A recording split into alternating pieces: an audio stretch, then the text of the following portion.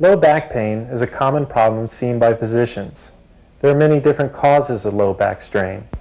Some people hurt their backs while lifting or while exercising.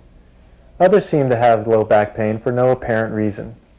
This can be a recurring and debilitating problem that can alter your normal daily activities.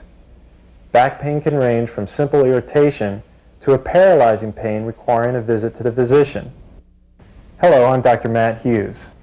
And I'm Dr. Ben Gonzalez. Dr. Hughes and I are emergency medicine physicians, and back pain is one of the common complaints we see in the emergency department. The purpose of this instructional video is to explain some of the causes of recurring low back pain. We're going to describe what you can do to treat it, and most importantly, what you can do to prevent low back pain from happening. First, let's talk about the anatomy of the lower back.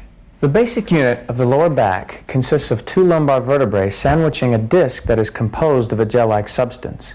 The vertebrae have facets, or joints between them, and the disc acts as shock absorbers between the vertebrae.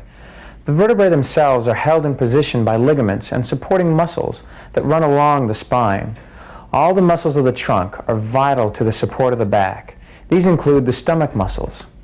In fact, one of the major reasons why people get lower back pain is simply because of weak stomach muscles.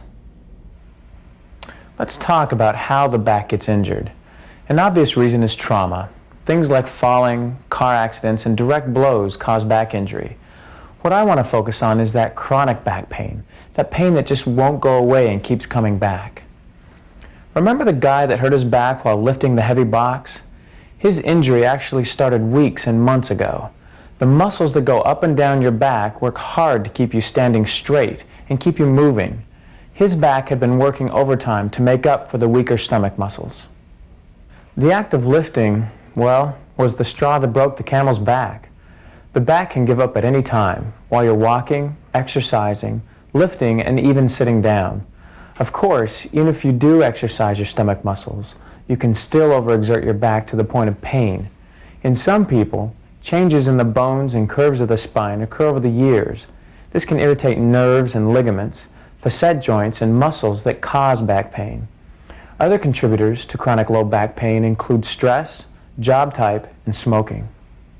So, now that you have a better understanding of the causes of lower back pain, what can you do about it once it happens?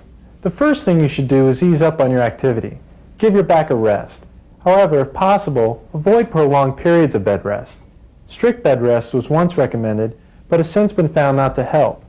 Try to continue your routine activity, just ease up a bit. Avoid lifting heavy objects for 10 to 14 days. So what about medicines? There are many different over-the-counter brand name medications that are useful for lower back pain. These break down into two basic types: acetaminophen and NSAIDs such as ibuprofen, naproxen, and aspirin. Acetaminophen and NSAIDs can be taken together. Read the labels carefully, and if you are pregnant or have any questions, speak to your primary care physician. Ice packs or heat applied 15 to 20 minutes at a time, 3 to 4 times a day, helps relieve pain. Alternate and experiment with ice packs or heat to optimize your relief. If your job requires prolonged standing or sitting, try to change positions often. Placing a stool under one foot helps relieve lower back disc pressure. When lying down or going to sleep, lay on your back and place a pillow or two under your knees. Another technique is to lay on your side with a pillow between your knees. This will help relieve stress off your lower back. It's important to try these things first. Sometimes the pain is too much or different from your usual back pain. When should you go see your primary care physician? Here's a list of triggers or red flags that may indicate you need to see a physician and possibly need an x-ray. You are over 50 years old. You have numbness or weakness in your legs or feet. Severe pain that shoots down your legs. You've ever had cancer or tuberculosis. You have unexplained weight loss. You've abused drugs or alcohol. You have fever. Your pain lasts more than a month. You have associated abdominal or testicular pain. If you lose bowel or bladder function. So how can you avoid back pain in the first place? Well, proper lifting technique is essential.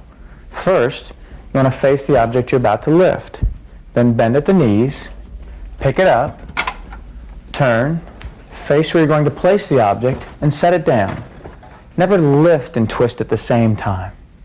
A very important part of preventing back pain is to strengthen your stomach. Bent knee sit-ups or crunches are appropriate. Spending a few times a week strengthening your stomach can help prevent months and years of back pain. If you are overweight, it's helpful to lose a few pounds. If you have any underlying medical conditions or need help getting started on an exercise program, consult your primary care physician. Improving your overall general health by eating a healthy diet, drinking plenty of water, exercising regularly, and cutting down on poor health habits, such as smoking, has been shown to decrease your chances of recurrent back pain. Remember, these preventative measures are just that, preventative, not cures. Consult your primary care physicians for any question you may have.